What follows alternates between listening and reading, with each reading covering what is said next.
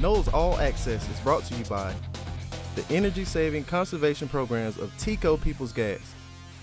Real Coca-Cola taste with 0 sugar and 0 calories. Coca-Cola Zero Sugar. Taste the feeling.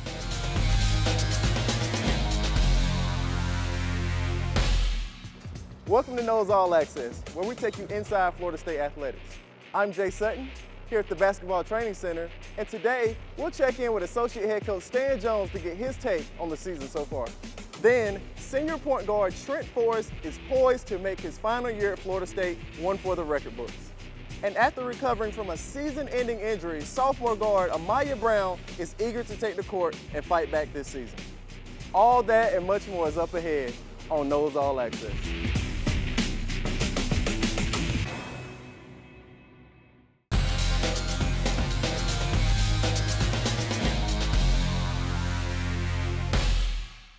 Well, Coach, this team has played 4 games so far, with 3 of those being wins, but I want to hear from you. What's your take on this season so far? Well, since we got this team together back in the offseason, once we got last year's guys moved on to their next destination, I felt this team's had a high-level potential. The ceiling's way out there. Our floor's been a little bit of inexperience, and the good thing I'm seeing is from game to game there is improvement in understanding what we have to do to be a good team. In our last game, I think it really started to become paramount that the guys were starting to get the big picture and starting to buy in and starting to play to the level I think this team's got a chance to get to. And you have a few guys banged up. How much has that affected things? Well, you know, this is a game with a lot of timing and rhythm and the chemistry. And when you got guys in and out of the practice, in and out of the lineup, it is a little harder to get that kind of continuity going between your group and for everybody to get used to playing to each other and for each other. So it's been a challenge, but the guys have been very good through it. The training staff's been great, and we'll just continue now to be able to grow as a group and start to get those rotations locked in the way we want to. And if that moves forward in a positive way, again, I think it's just nothing but a platform and a springboard for this team to take off and be really, really good by the time conference play gets here full time. And Devin Vassell, he had some big moments last year down the stretch, and it seems like his confidence is through the roof right now. What can you say about him this season? Well, you know, the thing that's made Devin be such a good player for us last year as he grew into his role, and this year showing marked improvement in his game and in his completion of his game, is he's a kid that's tremendously humble. He's got great character. He's got a high capacity for learning, and he doesn't allow mistakes to cause him to live in them for a long time. He'll take his mistakes and not make those again, and he'll move forward and be very, very hungry to learn because he wants to be a very good player. And that's a real key to being really good in our game, is you have to have a humility about yourself that allows you to deal with mistakes and to deal with instruction and to not lose confidence but allow it to gain confidence, which you see in him every time he goes out on the floor. And what about Malik Osborne? He seems to be catching on pretty quickly to what you all are trying to do here. Well, Malik, we've had high hopes for him since, and then last year seeing him in practice every day and doing individual workouts, preparing him for different roles he'd have for us than he did at his previous school. He's an elite athlete. He's a high motor guy. He's a high personality guy that blends in great with the team and energizes the team. And again, when you're able to handle your distractions, and you're able to put your motor into play, it just affects your team in so many positive ways. In the scorebook and sometimes not in the scorebook.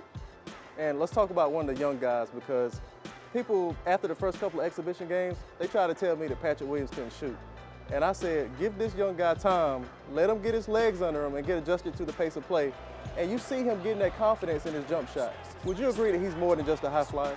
Oh, Patrick Williams he's the genuine article. He's a guy that's, before this season's over with, you're going to see a lot of highlight plays, but you're going to see a lot of basketball plays too.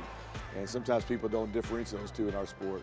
And when you get into nuts and bolts part of the season where it's going to be possession basketball, he's going to make a lot of basketball plays as well as a lot of plays with his athleticism that are going to define winning and losing for our season, because he's another guy with great character, great humility, and a great competitive spirit. And, you know, sometimes in our sport, you know, I tell people all the time, when you throw the ball to goal, sometimes good shooter shots don't go in and bad shooter shots will go in, because it's not like crossing the plate or crossing a goal line. You know, the ball has to go through that orange hoop up there. And we've always had confidence. We've actually encouraged Patrick to not be hesitant about shooting his jump shot, because we know that once you get through that initial anxiety and that learning curve of going from high school to college and playing those first few games, that's all going to level itself out, as I think everybody's starting to see already this early in the season. And what are some players that people may be overlooking that have stood out to you this season? Well, I really think that the guy that's really improving that we didn't get to see a lot of the first couple of games because he got in foul trouble is our other freshman, Balsa Kopovica. He's every day in practice you see him, the lights getting brighter and brighter for him. And even in the short minutes he played in a couple of early games because of foul trouble, he made big plays, and his length and his body caused problems for our opponents. And as he continues to learn the pace of the game slows down in his mind. You're going to see a big growth in him. Raekwon Evans, I think you saw in our last game against Chattanooga, who's been hurt, missed 4 weeks of preseason training camp. He's a guy that's going to add a lot to this team because he's really a good downhill driver. He's really good in transition. He's really good on the ball defender. And he's a guy that's going to add a lot of components to our team that will really show a lot in the win column for us this year. And Coach, what about the old man, Trent Forrest? Because he's already hit half as many threes as he hit last season. What's gotten into him? Well, Trent's just always a model of what he is. He's a hard worker. He's a guy that has always wanted to be really good, and he's got Florida State in his heart. And Trent's going to have a fantastic year. I think he is having a little bit of a growth curve right here because he's such a guy that's always kind of served others and played his role behind the guys that he came through his recruiting class with and the guys ahead of him. And when you move up that scouting report and you get more attention thrown to you and you have more expectations, that is a psychological and a mental thing you have to get through to just realize that it's different. The last team, Terrence Mann, Phil Kofor, those guys aren't coming back through that door. And the old man is going to end up having a fantastic senior year. I'll be shocked if he's not an all-ACC team and probably end up being the winningest all-time player at Florida State for a 4-year player. Wow. Well, thanks, Coach. That's some high praise right there. And we'll hear from Trent Forrest a little later in the show, so stick around for that and much more coming up on Noles All Access.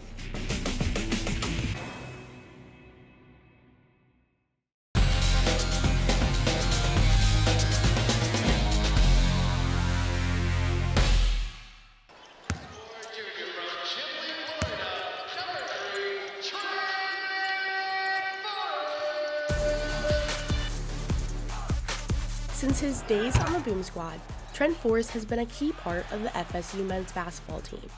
The 6'4" point guard has continually brought an unmatched energy to the court and to Florida State. I mean, he has just the tenacity to just go out in every game. He's trying to, compete and just, he's always trying to, stop the other person from scoring and then, coming right back and, trying to score on them. And, he's just helping us and, he helps all of us, get going, just finding us all the time. So I would just say that he's a true point guard and one of the best point guards in the nation.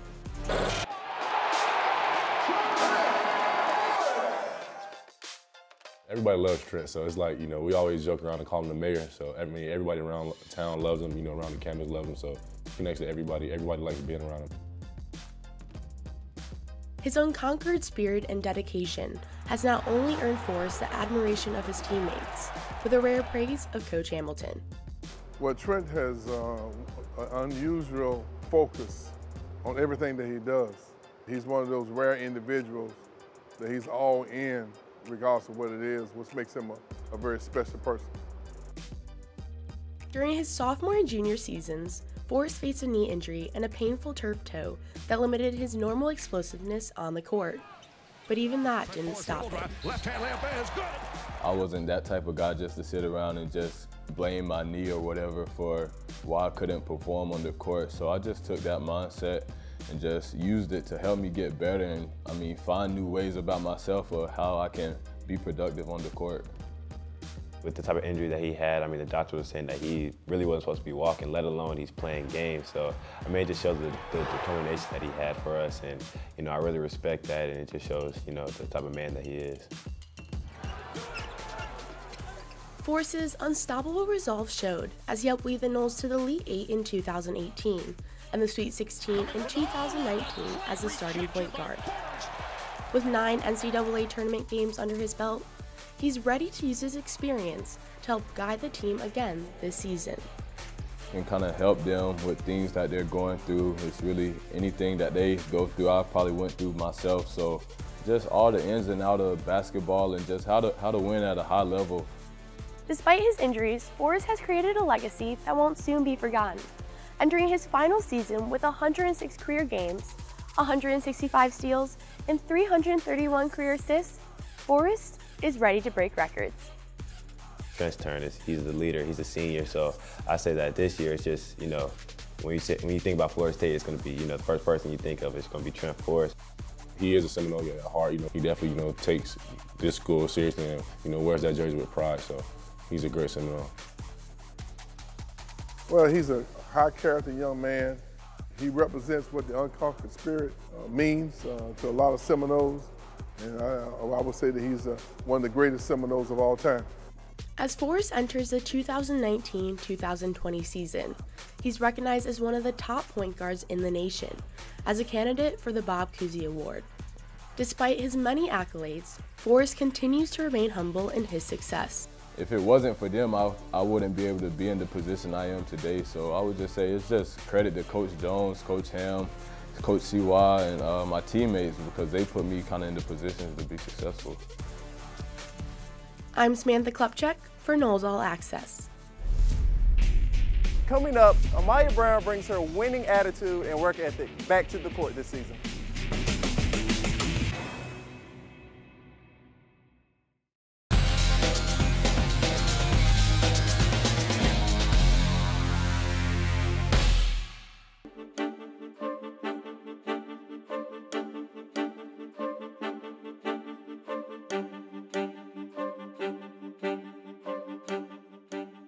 But guys, if we kick it out, all right, understand, and you'll see in the next clip, anytime you try to drive, they collapse, okay? So those extra passes coming in two, everything we've been working on since day one is gonna be really important, all right? So we have to do a great job of doing our work early, okay? It's something we've been talking about for 2 weeks, okay? If she catches it, her two favorite moves, left hook shot or either turnaround jumper. We will have opportunities to get wide open middle flashes. Okay, so again, we want to come to two. We want to be patient. We can't just take off. All right, that's big 24 there. Be patient. You will have people open. Okay, she'll try to post, but the biggest thing is that we got to rebound. She loves the up and under, so if we just slide our feet, all right, and take that away, she's not as good. Cool? Tougher together? Let's go. Let's go.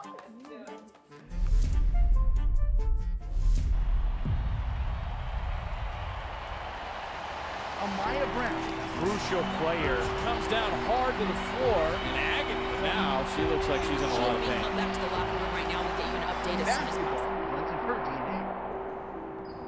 On the road to success, there are bound to be obstacles, but it's how one overcomes those obstacles that defines them as a person, and in Amaya Brown's case, as a player. Amaya's a very tough kid, and so when she went down, you heard her yell, scream. I knew something was wrong. And obviously our bench just got quiet because we know how tough she is. We know how much she cares, how much she wants to play. And so to see her go down like that, it definitely took a little bit of air out of us, but luckily our team was really resilient last year. And so with that, we rallied, and I think a lot of it was to rally for Amaya. On January 27th, in the final 2 minutes of Florida State's game against Virginia Tech, Amaya Brown suffered a season-ending knee injury.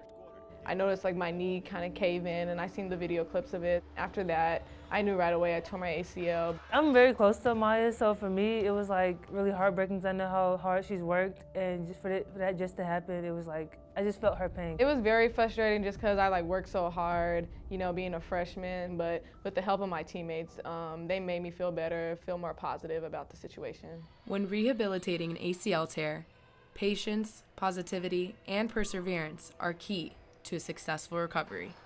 And Amaya Brown has been doing just that, battling an opponent she's faced before. The thing is, every day she comes to me and asks what she needs to do, she always has that smile on her face. And so that's kind of how she was playing, was consistent, and just her attitude of approaching this injury, approaching her rehab, and trying to get back on the floor with the team has been amazing. And for me, it's just really encouraging, just going, man, she's got something about her. I think she's been handling it well. Her emotions have been great, her spirit has been great, and just her attitude about it has been great. She's doing everything she can to just come back and help us. Like any student athlete, it's no secret Amaya is eager to take the court again. Especially as we got closer to return to play. She's getting ready to be cleared now, actually, so she's really excited. But it definitely, I would say starting August, she was like, okay, I feel like I'm ready to go. I feel like, okay, but we've got to make sure that we've got the clearances and we've got the strength and all of that stuff. So towards the end especially, she has been biting at the bit, ready to go, wants to get back in as fast as she can. The hardest part was like I would feel good one day and be like, oh, I could do this, but once I like try and do it, it wasn't like what I expected. It was like, oh, I got to keep working. So that was just very frustrating. With a long rehabilitation journey behind her, things are starting to look up for Amaya as she was recently cleared to participate in contact drills. I'm mostly excited for the competition. Like me, I'm a very tough player, and I like to go on the court, be tough, be aggressive. So that's one thing I really miss. I am so excited, honestly, just for her to be back out there and play. It's going to be a big day for me because we've had such a long process together. So I think I'm probably going to get a little emotional about it, honestly, seeing her play again, because she's had such a long road to recovery and she's worked really hard to get there. And that's what I love about this job, is that I've been able to kind of step with her along the way and keep her motivated as much as possible, and to see her back out is going to be really special. Amaya's return to the court is sure to be nothing less of a heartening moment for her and the entire Seminole women's basketball team. I'm Morgan Duell for Noles All Access. Coming up, we look ahead to this week in Florida State athletics.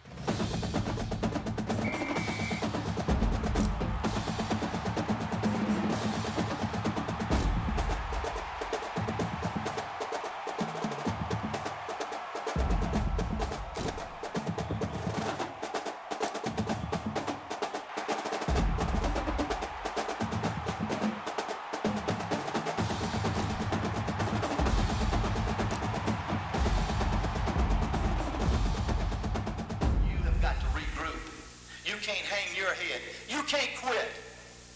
You got to keep fighting. It's 8:55 and time for our first class of the day.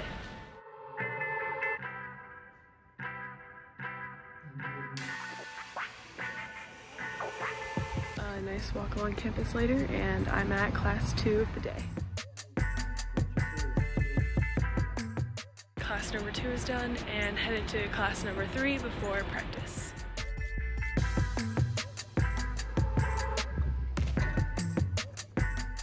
I'm done with all my classes for the day, and I'm at Tully, gonna get ready for practice.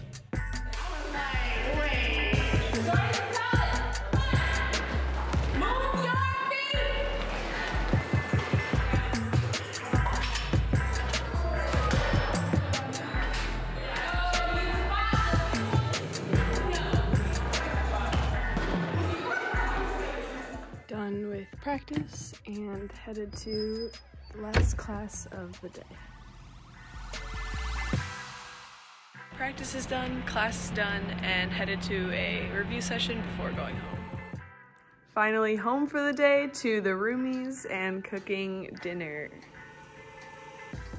I'm ending the day with some homework, and I'm gonna get some things planned out for tomorrow.